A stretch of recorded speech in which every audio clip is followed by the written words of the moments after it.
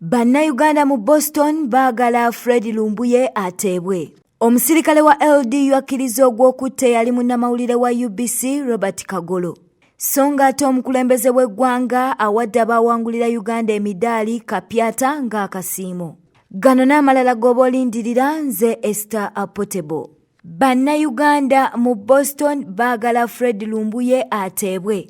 Bano balabiddwako ku street nga bakutte ebipande eby'enjawulo olw'engeri ensonga za munnayuganda Ldu Lumbuye gye zikwatiddwamu.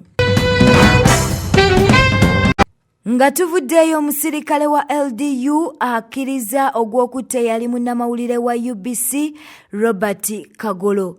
Kooti ewadde ennaku z'omwezi nga 10 omwezi ogujja okuwa ekibonerezo omusirikale ono owa LDU. Emma.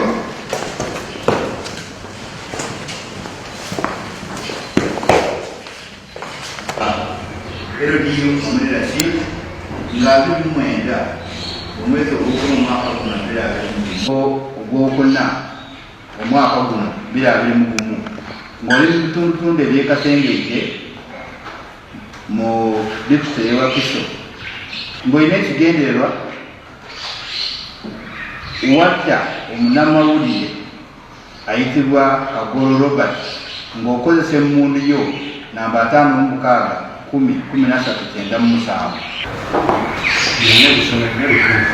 That order part has been ready. Abafamile baliko bye boogedde ku nsonga eno.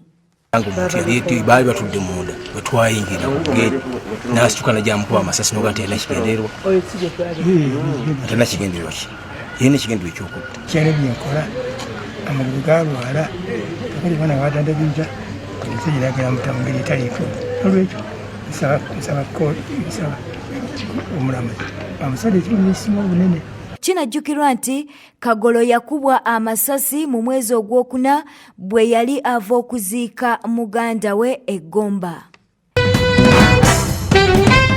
Eyo nga tuvuddeyo omukulembeze w'eggwanga lyattu Uganda President Yoweri Kaguta Museveni asisinkanye ttiimu eyagenda e Tokyo mu Olympics. Ono abadde asiima abaddusi abawangulira Uganda emidaali era nga Uganda yasobola okuwangula emidaali egiwerera ddala 4 nga ku gino kuliko emidaali 2 egyawangulwa Joshua Cheptegei nga Joshua Cheptegei yawangula omudaali ogwa zaabu n'omudaali ogwa silver. Jacob Kiprimo yawangula omudaali ogw'ekikomo ate Peuth Shemtagai yawangula omudaali ogwa zaabu. President Museveni bano abawadde Kapyata ng'akasiimo olw'okuwangulira Uganda emidaali. They are coming out by themselves spontaneously, but it is because there is peace that they are able to come out. So don't talk of miracles. This is not a miracle, it is a product of something. Secondly, UPE. UPE, the elite have refused to implement it properly because I tell them, please stop all charges in schools, government schools. Don't bring any charges. Let the children study free. It is implemented, but not fully. But I think the partial. Chemtai, did you study from UPE? Huh? Come to the microphone, they hear you speaking. You run, you cannot.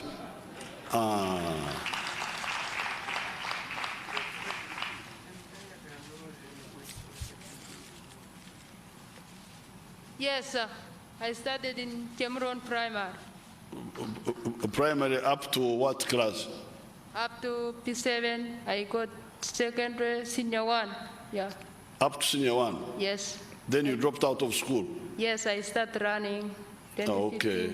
President Museveni era asuubizza nti waakuzimbira bazadde b'abaddusi abaleese emidaali ennyumba. Gego gensobodde okusakira olunaku olwaleero mbadde Esther Apotebo, sula bulungi.